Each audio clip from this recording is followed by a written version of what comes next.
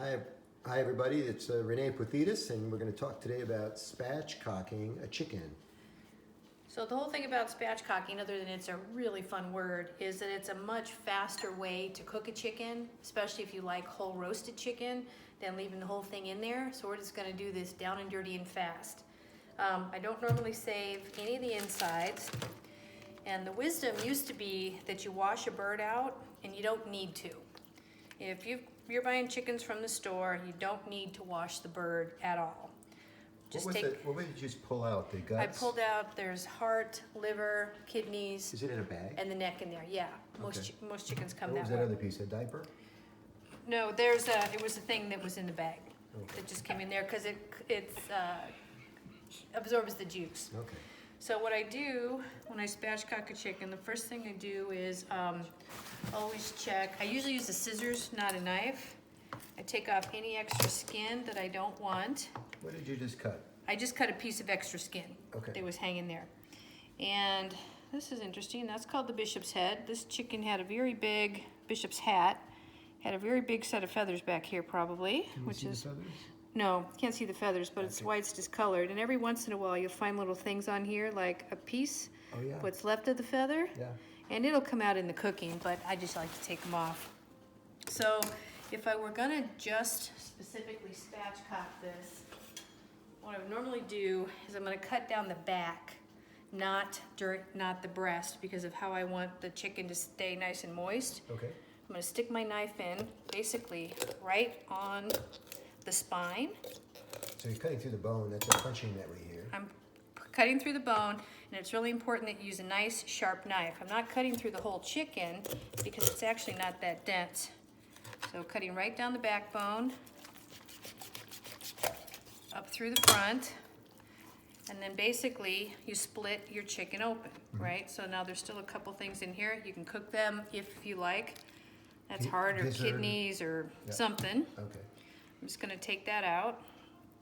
And then what you would normally do, I'm just gonna split that breastbone a teeny bit, right around the breastbone, so that I can lay this flat.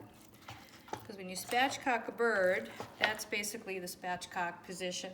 So the breast meat is together and the legs are out, because this is gonna cook slow, because this is dark meat. This is gonna cook slower and retain nice moisture.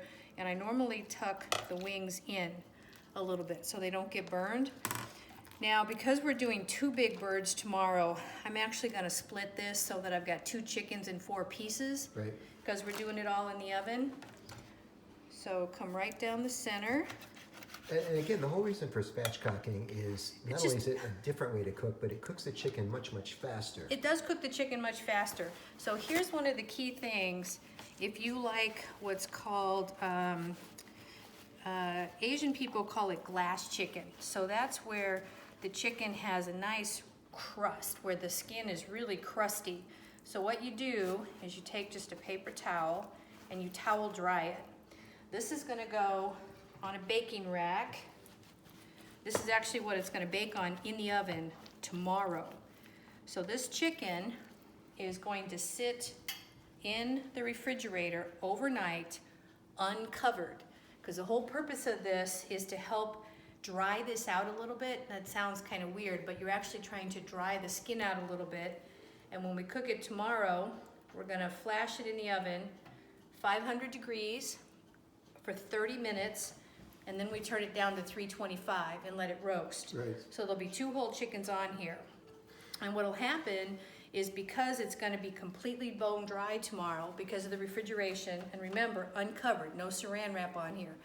So I've got this in a shelf in the refrigerator, right on the bottom, nothing over it, so that it'll have plenty of time to dry. Good. Okay? I know we're doing this for the holidays to get this. The skin is going to be dry. It's going to be crusty. It'll be crusty and it'll crispy like glass, because we won't actually even put anything on the skin when it goes in the oven at 500 degrees for 30 minutes. And it isn't until we turn it down that we start to baste it, because we want that 500 degrees to really crispen the skin. And then by the time we start to baste it, you can use plain coconut oil, or we made a compound butter today that's got garlic and shallots and parsley and thyme and rosemary and lemon peel and a bunch of other things in it. So we're gonna baste it with that tomorrow. Yeah, you know, you mentioned crusty, dry skin. My Uncle Norm, who's coming over for dinner, has crusty, dry skin as well. So basically, it's that simple. That's the secret of spatchcock. So, and when you cook it, if you don't have a meat thermometer, you have to cut into it. Otherwise, you'll know the chicken's done when you go into the thickest part of the thighs, right? Yep. And it should be 155 to 160. Okay. And this will be nice and moist tomorrow because of the way the skin is. Very good. Renee, where can people find out more about food and taking care of themselves? Eat, Evolve, Inspire on Facebook or eatevolveinspire.com on the website. There'll be some blog posts about this. Thanks, everybody. Happy holidays.